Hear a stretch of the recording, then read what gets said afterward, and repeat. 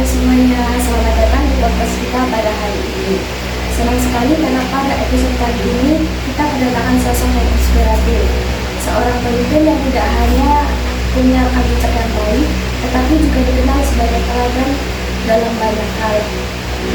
Hari ini kita akan ngobrol tentang kepemimpinan, tantangan, nilai hidup, proses mengambil keputusan, sampai pelajaran penting dari kegagalan dan pengalaman hidup. Langsung saja, selamat datang Liza. Selamat datang, terima kasih. Terima kasih sudah hadir bersama kami pada Alhamdulillah. Apa kabar Ibu hari ini? Alhamdulillah baik nak. Sehat selalu dan dalam Amin. Amin. Terima kasih sekali lagi karena sudah meluangkan waktu. Ini adalah kesempatan bagi kami bisa belajar langsung dari pengalaman dan perjalanan hidup. Sebelum masuk ke pembahasan pertama, izinkan kami meminta Ibu untuk memperkenalkan diri secara singkat kepada para pendengar dan tamu. Terima kasih. Assalamualaikum warahmatullahi wabarakatuh. Kami perkenalkan, nama saya Mujiza, status sudah nikah dan punya anak 5, cucunya baru 3. Domisili kami tepatnya ada di Dusun Bula, RW1, Desa Sambu Pinggir, Kecamatan Karangginang, Kabupaten Lamongan, Jawa Timur. Kalau kamu boleh tahu untuk kesibukannya sekarang apa aja? Kalau masalah kesibukan saya tidak sibuk-sibuk amat gitu ya. Kami berkecimpung di organisasi Muslimat Nahdlatul Ulama, kemudian masih aktif di lembaga swasta di MI Al-Islam Sambu Pinggir. Alhamdulillah juga masih dipercaya di desa sebagai anggota BPD, wakil ya BPD, dan kesibukan yang lain ya di BPD atau kegiatan di desa ini sendiri. Ibu saat ini dikenal sebagai sosok pemimpin yang inspiratif. Namun, tentu setiap perjalanan besar selalu dimulai dari langkah kecil. Bisa diceritakan sedikit bagaimana awal perjalanan Ibu hingga berada pada posisi saat ini? Ya itu memang ya harus berangkatnya dengan belajar ya nak ya. Diawali dulu ketika sekolah lewat organisasi OSIS itu ya, dari awal itu di OSIS itu kami belajar di sana dan mendapatkan posisi yang dipercaya menjadi sekretaris dan selanjutnya. Tapi itu semua itu berangkatnya memang harus dengan keyakinan dan semangat memang. Kalau kita tidak tahu pasti tanya gitu loh. Jadi saya itu orangnya itu pantang menyerah dan selalu ingin bertanya, ingin tahu kan, selalu bertanya seperti itu. Awalnya dari dasarnya itu, dan kemudian berjalannya waktu kami mengajar dulu di MI Al-Islam, terus kemudian di Sambu Pinggir. Ada sih mau yang meminta saya itu beberapa gitu, saya itu tapi saya nggak ngayai gitu loh. Terus saya merasa bahwa saya bisa kok seperti itu. Saya bisanya itu basicnya di anak-anak kecil itu saya suka banget seperti itu. Kemudian di awal itu di organisasi lembaga organisasi sosial itu saya mulai dari IPPNU itu yang notabene di organisasi Nahdlatul Ulama itu. Dari IPPNU kemudian saya di Fatayatnya itu 2 periode, terus dipercaya ke Muslimatnya 2 periode baru berjalan. Menurut Ibu, apa arti kepemimpinan yang sesungguhnya? Arti kepemimpinan yang sesungguhnya adalah kita itu harus bisa ya, karena seorang pemimpin harus bisa menjadi teladan. Kita binafsik, kita mulai dari diri sendiri dulu lah, sebelum orang kita memimpin orang itu kan kita pimpin dulu diri sendiri, keluarga, baru bisa keluar. dan itu, tetapi itu tidak berangkat dari ambisi, tetapi itu berangkatnya dari pemberian Allah seperti itu. Jadi saya tidak ingin jadi pemimpin karena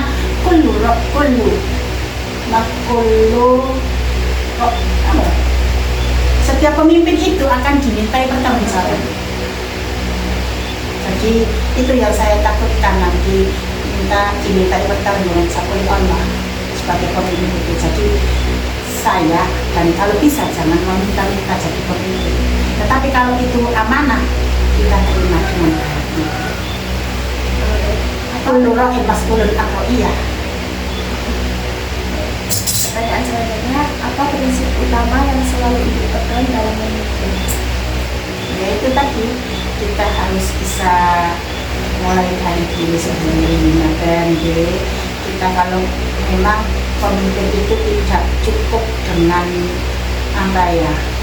tampilan yang wah, tapi menurut saya itu datanya adalah dengan kata cari-cari ingat beauty dulu.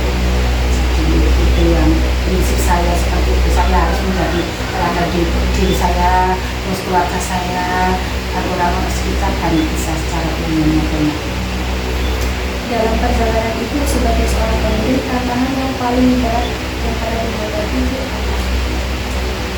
Sebetulnya kalau kita menganggap tantangan itu juga enggak, tapi tentu ada sih tantangan itu. Tantangan itu kalau menurut saya itu sebagai motivasi.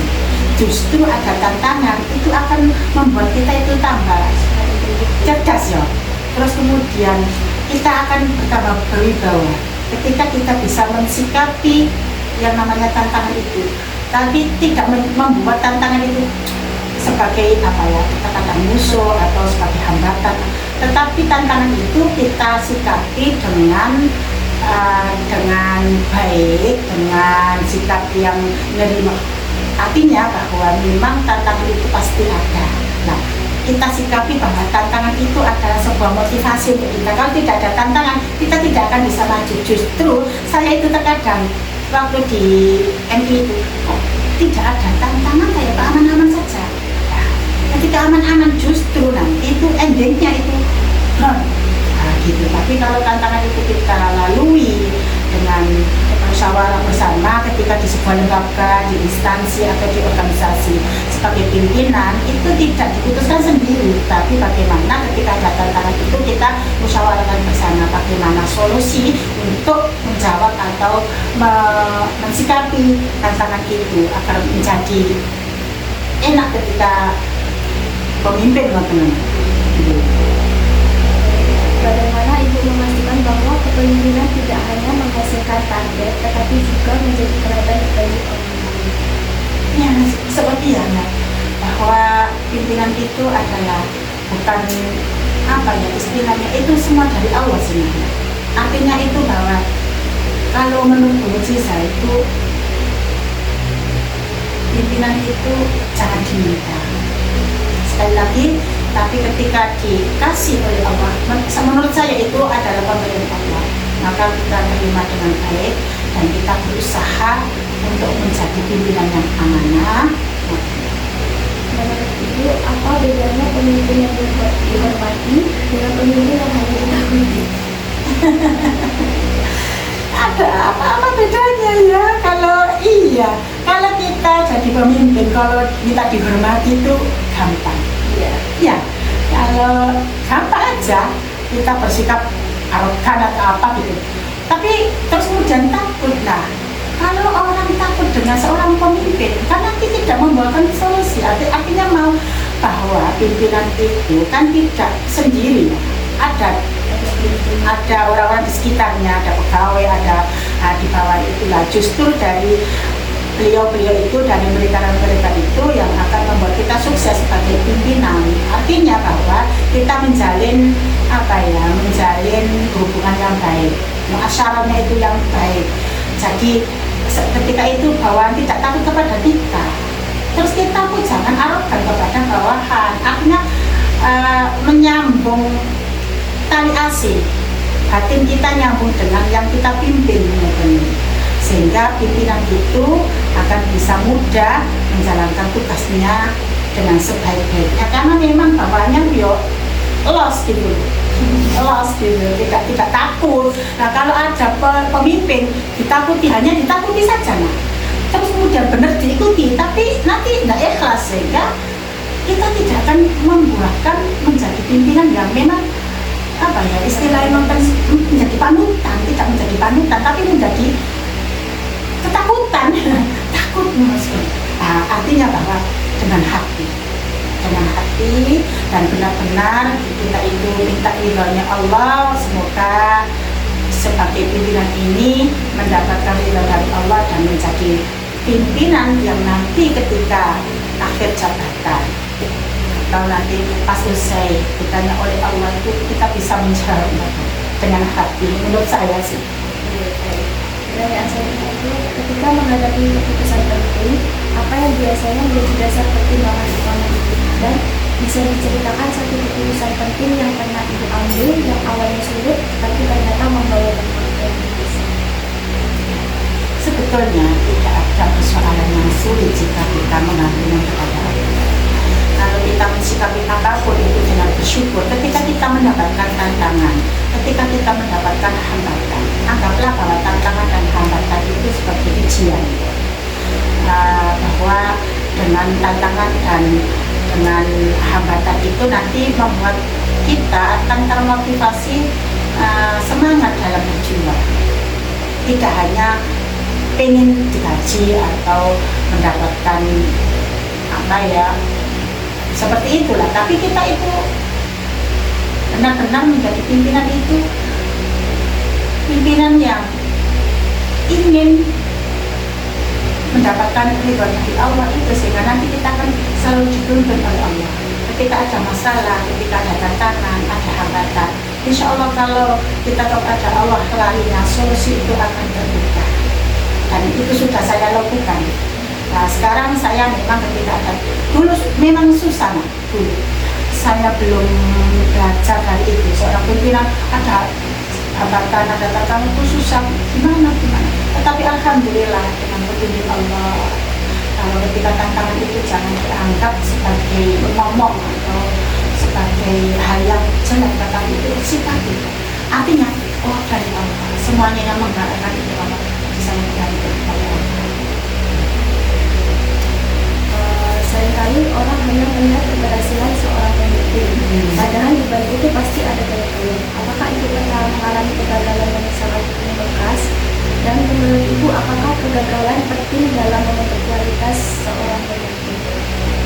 Iya, kesuksesan itu pasti ada apa ya istilahnya kegagalan, karena kegagalan itu adalah sebuah kesuksesan yang tertunda. Dan saya yakin setiap pemimpin atau siapa saja yang sukses, kita lihat sukses, kita kan melihat suksesnya, tapi tidak melihat proses. Padahal prosesnya itu sangat luar biasa. Dan ini sebetulnya yang harus kita ketahui, proses itu yang perlu kita tiru dan kita pelajari.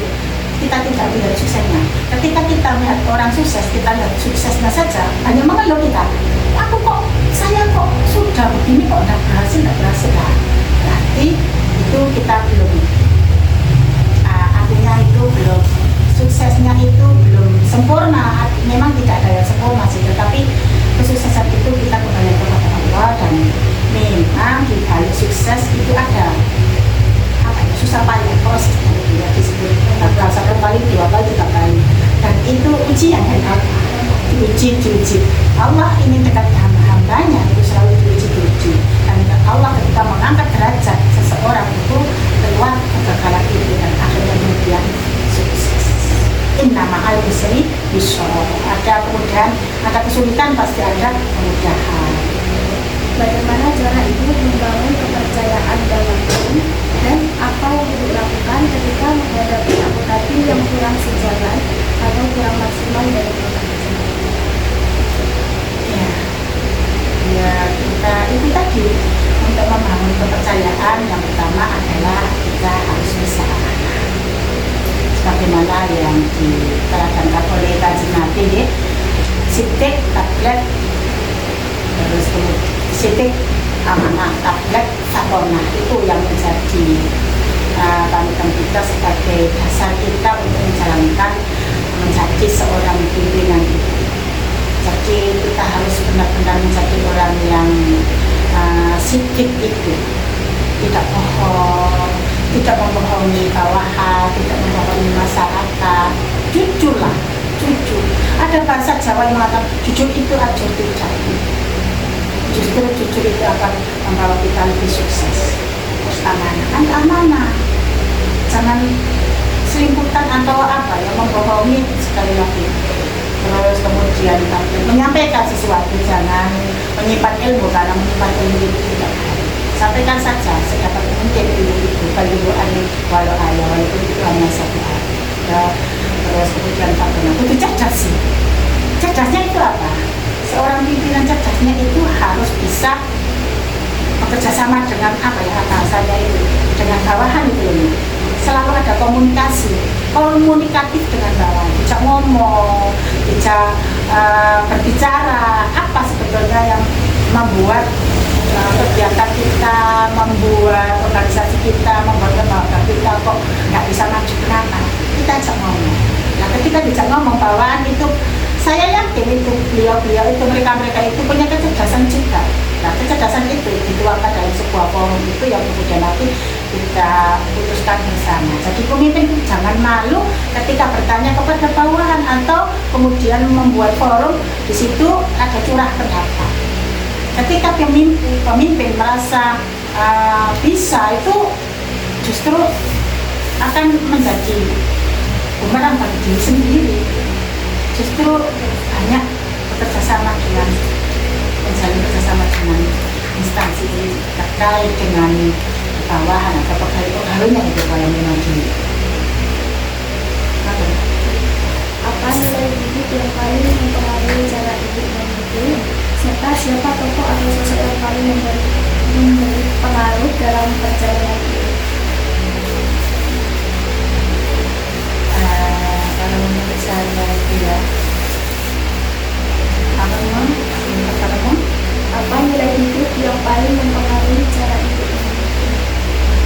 Nilai hidup yang paling mempengaruhi cara saya itu ya sosok Nabi Muhammad SAW.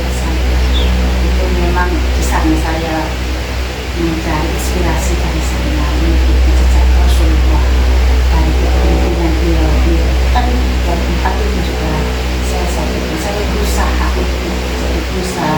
untuk jujur, berusaha untuk menjalin kerjasama, karena kalau sendiri pastinya tidak bisa, dan jangan sampai bersifat sombong. Kita harus rendah hati bahwa ketika di atas langit masih ada langit lagi.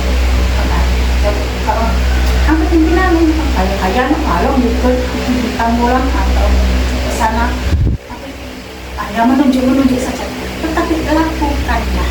Mungkin jangan takut salah, terus jangan malu ketika melakukan sesuatu untuk kebaikan sebuah yang dipimpin tadi, baik itu perusahaan, lembaga, instansi atau organisasi, itu lakukan saja. Itu saya lakukan, berusaha untuk menjadi pimpinan yang mengikuti jejak Rasulullah itu. Kalau dari tahu kebiasaan apa yang sebaiknya mulai dibangun sejak muda jika seseorang ingin menjadi pemimpin yang baik? Iya, itu sering mengikuti kegiatan.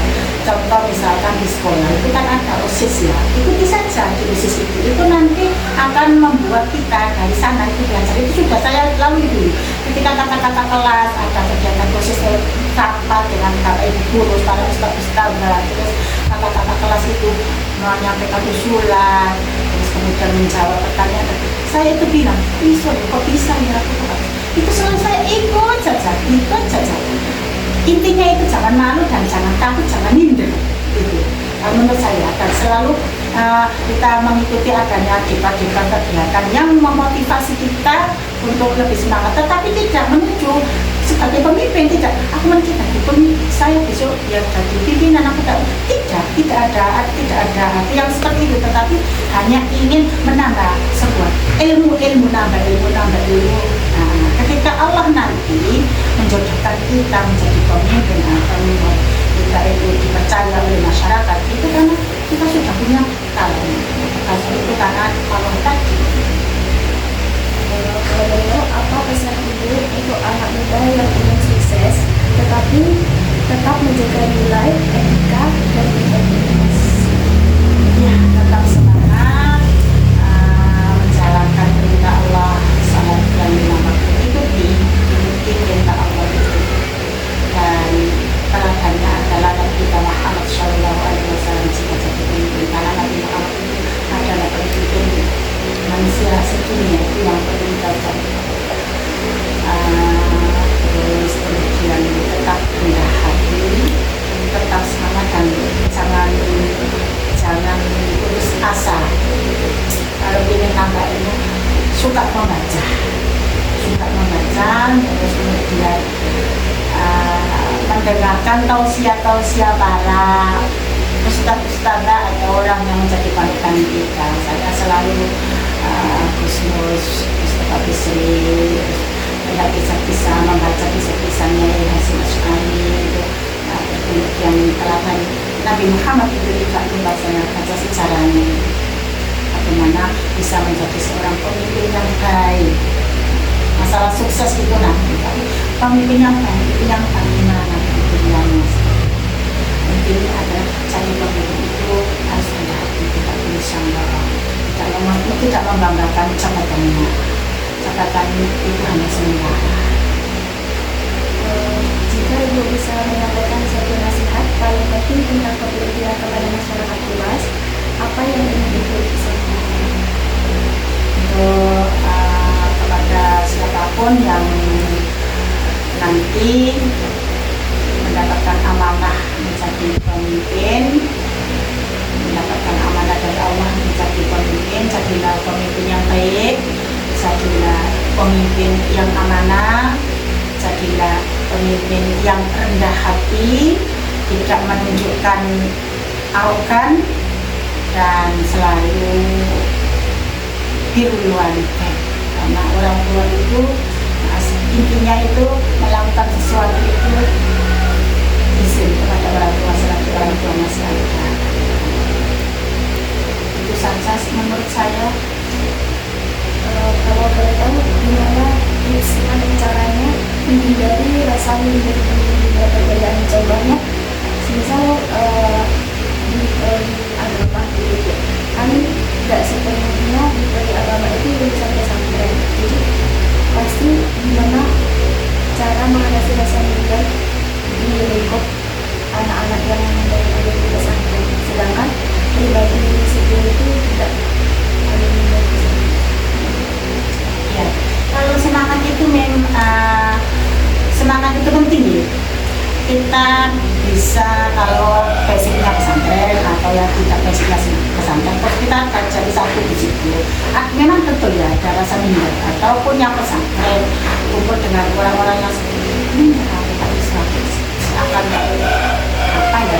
Nah, itu motivasinya adalah kita tetap jangan kemudian merasa bahwa kita minder. Allah itu tidak melihat apapun dari kita, tetapi Allah itu melihat hati kita. Bagaimana hati kita ingin selalu belajar dan belajar. Dan belajar itu apapun, ilmu apapun, itu ilmu milik Allah. Tidak ada ilmu agama, tidak ada ilmu umum, itu hanya dikotomi di dalam bahasa saja. Tapi sebetulnya semua ilmu itu milik Allah. Dan kita itu wajib telah berilmu ala kulli muslimin wa muslimatin. Nah, ketika kita basicnya di pesantren seperti ini, ya kita tetap menyantai, terus kemudian tanya itu tadi pas kalau ada itu jelas ya, tanya Allah kepada seseorang yang bisa. Kalau kita tidak bertanya akan tersesat seperti itu. Nah, itu prinsip saya, prinsip ilmu. Jadi saya selalu tanya, dan saya tidak malu. Karena di pertanyaan saya tanya nanti mendapat jawaban. Nah, jawaban itu yang akan menjadi ilmu saya sebagai apa ya, bekal saya. Gak usah minder, tetap semangat. Saya itu orangnya itu gak minderan. Kumpul siapa saja, ketika saya tidak tahu pasti tanya. Terus awal-awal dari mana, siapa, untuk memperkenalkan diri, terus kemudian bagaimana kita bisa bersatu dan saling tukar ilmu. Terima kasih banyak Bu Muziza atas waktu, pemikiran, pengalaman, dan pelajaran berharga yang telah dibagikan kepada kita. Sama-sama Nak. Dari perbincangan ini, kita belajar bahwa kepemimpinan bukan hanya soal posisi, tetapi soal tanggung jawab, integritas, keteladanan, keberanian mengambil keputusan, dan kesiapan menghadapi tantangan. Semoga apa yang telah disampaikan hari ini menjadi inspirasi dan pembelajaran yang bermakna bagi kita semua.